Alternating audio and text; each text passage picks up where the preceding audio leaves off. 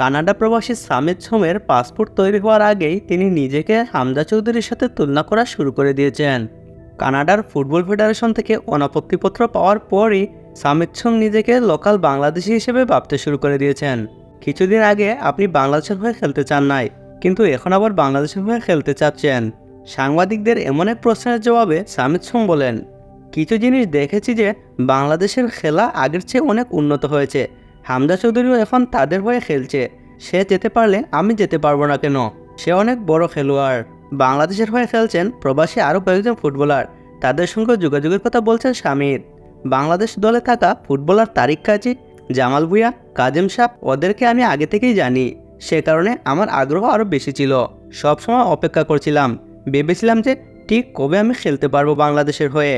সামিতের বাবার বাড়ি মৌলভীবাজার, মায়ের বাড়ি ব্রাহ্মণবাড়িয়ায়। 10 জন সিঙ্গাপুরের বিপক্ষে সামিতকে খেলানোর জন্য জোর প্রচেষ্টা চালাচ্ছে বাফুফে। আর সেটা সম্ভব হবে শুধু ফিফার অনুমোদনের পর। ফিফার অনুমতি পেতে 4 মাস অপেক্ষা করতে হয়েছিল হামজা চৌধুরীকে। ওই হিসেবে সামিতকে সিঙ্গাপুর ম্যাচের আগে পাওয়া অনেক কঠিন হবে। তারপরও লাল সবুজ দলে খেলা নিয়ে সামাজিক যোগাযোগ মাধ্যমে যেভাবে সাড়া পাচ্ছেন, সেটা তাকে আশাবাদী করে তুলছে। আর সেজন্য তো সামিত সোম বলছেন, আশা করি সব কিছু ঠিকঠাক হলে সিঙ্গাপুরের বিপক্ষে খেলবো। খুব বেশি প্রতিক্রিয়া পাচ্ছি, আমি খুশি। কানাডার গ্যালারিতে বাংলাদেশি দর্শকদের সামিত সামিত বলে চিৎকার অনুকের তীরের মতো গেঁথে গেছে সামিত সোমের হৃদয়ে। আর সেজন্যই তো তিনি বাংলাদেশের হয়ে খেলার জন্য মুখিয়ে আছেন।